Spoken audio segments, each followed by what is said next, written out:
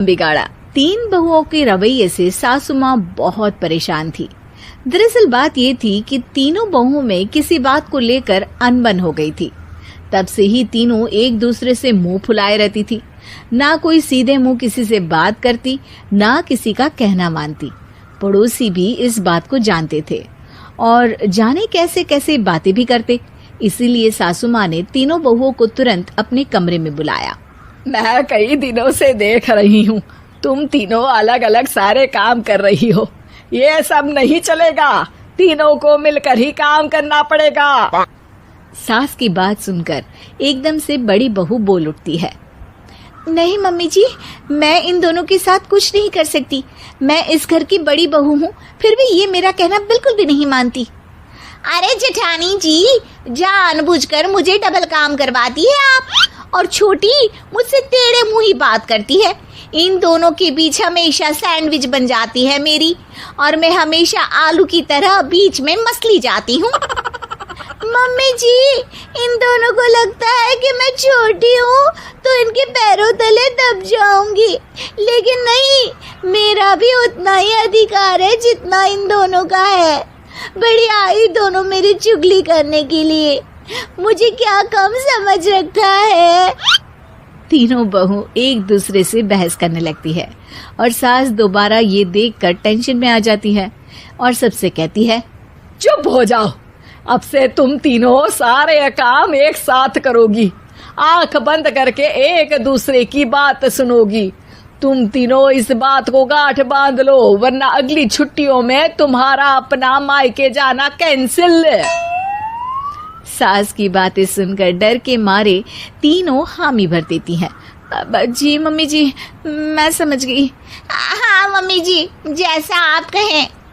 आप जो कहेंगी मैं वही करूंगी। तीनों बहू सास की बात को गांठ बांध लेती है और वादा करती है कि अब से सारे काम वो तीनों एक साथ मिलकर ही करेंगी। ये सब देखकर सास खुश हो जाती है और वहां से चली जाती है। नीचे जाकर वो देखती है कि घर में शर्मा जी आए हुए होते हैं। सास जोर से आवाज लगाकर कहती है, अरे बहू, जरा चाय बनाकर तो लाना, शर्मा जी आए हैं। सास की बात सुनकर तीनों बहू तुरंत किचन की ओर भागती है और चाय बनाना शुरू कर देती है। मुझे तो एकदम मसाले वाली कड़क चाय पसंद है, तो हम शर्मा जी के लिए मसाले वाली चाय ही बनाएंगे। अरे नहीं दीदी, गर्मी के मौसम में मसाला चाय कौन पीता है? मैं तो शर्मा जी के लिए इलायची वाली चाय ही बनाऊंगी। ये कैसी बात कर रही हैं आप दोनों? मेरी मम्मी ने सिखाया है कि मेहमान को ज्यादा दूध और शक्कर वाली चाय देनी चाहिए, वरना वो घर वालों को कंजूस समझते हैं। तो मैं तो शर्मा जी को ऐसी ही चाय दूंगी।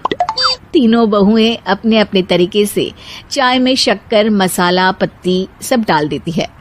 उबलने के बाद तीनों मिलकर चाय बाहर लेकर जाती है और शर्मा जी और सासू माँ को देती हैं। चाय पीने के बाद शर्मा जी सासू माँ को देखकर शर्मा जाते हैं और शर्मिंदा महसूस करते हैं कि आखिर उन्होंने चाय पीने के लिए हामी क्यों भरी। सासू माँ भी चाय पीना शुरू करती है और कहती हैं, अरे बहू, ये कैसी चाय बनाई है? चाय है या मीठे दूध की बासुंदी? हाँ, चाय अच्छी नहीं लगी क्या? कोई बात नहीं, हम पराठा बनाकर लाते हैं। चलो चलो अंदर। हाँ चलो। हाँ, आती हूँ मैं भी। नहीं नहीं, मेरा पेट चाय ने ही चौपट कर दिया, वही काफी है। पराठे से पोपट नहीं करवाना, मैं तो चलता हूँ। शर्मा जी चुपचाप पतली गली से निकल जाते हैं।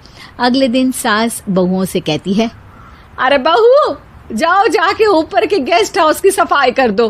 कल हमारे यहाँ मेरे दूर के रिश्तेदार आने वाले हैं, तो पूरे कमरे को चमका देना, समझी? तीनों बहू सास की बात को मानकर ऊपर सफाई करने चली जाती हैं और तीनों कमरे की सफाई चालू कर देती है। बड़ी बहू मकड़ी के जाले साफ करती है, तो बीच वाली झाड़ू लगाना और छोटी वाली सर्फ डालकर जमीन धोना शुरू कर देती है। अरे दीदी, जेठानी जी, अभी मैंने पूरी फर्श धोई और आप फिर से धूल नीचे गिरा रही हैं। और मछली जेठानी जी, आप बिना झाड़ू की धूल यहाँ छटक रही हैं। अरे तीनों को साफ करना है, एक साथ सफाई करते हैं ना। अरे वही तो, हम साथ साथ हैं, घर साफ साफ है। तीनों बहू ऐसे ही काम में उलझ जाती है और 2 घंटे तक एक ही कमरे की सफाई करती रहती है। बहुत देर से अपनी बहुओं को ना देखने के कारण सास ऊपर कमरे में उन्हें देखने जाती है, लेकिन कमरे में घुसते ही वो गीली फर्श पर फिसलने के कारण नीचे गिर जाती है। ओरी मोरी मैया, हड्डी मरोड़ के रख दी। आए मेरी तो कमर ही टूट गई रे। तीनों बहुएं सास को उठाती हैं और बिस्तर पर सुला देती है। अरे मेरे हाथ पैर दर्द कर रहे हैं, दबा दो, आराम मिलेगा। हाँ जी माँ जी। अरे जी माँ जी, जी माँ जी। और तीनों बहुएं एक साथ सास के हाथ को दबाना शुरू कर देती हैं। माँ की तो चीख ही निकल जाती है और नतीजा ये होता है कि सास के बचे हुए शरीर में भी दर्द उठ जाता है। हाय राम, ये क्या कर दिया तुम तीनों ने। अरे मेरी तो किस्मत ही फूटी है कि तुम जैसी बहुएं मुझे मिली। हे भगवान, पूरे शरीर में दर्द बढ़ गया है। अब तो पता नहीं कि चल भी पाऊंगी या नहीं। माफ करो, मुझे गलती हो गई मुझसे कि तुम तीनों को एक साथ काम करने के लिए बोला। सोचा था तीनों मिलके अच्छे से काम करेगी, लेकिन बड़े बुजुर्ग सही कहते थे कि 3 तिगाड़ा काम बिगाड़ा। तुम लोगों ने ये बात ना आज साबित करके दिखा दी। तुम तीनों को तो समझाना यानी मानो भैंस के आगे बीन बजाना है। तुम्हें अकेले अकेले काम करना है ना, तो अब से तुम अकेले ही अपना अपना काम करो। तीनों बहुएं वहां से जाने लगती है। अरे कहाँ जा रही हो?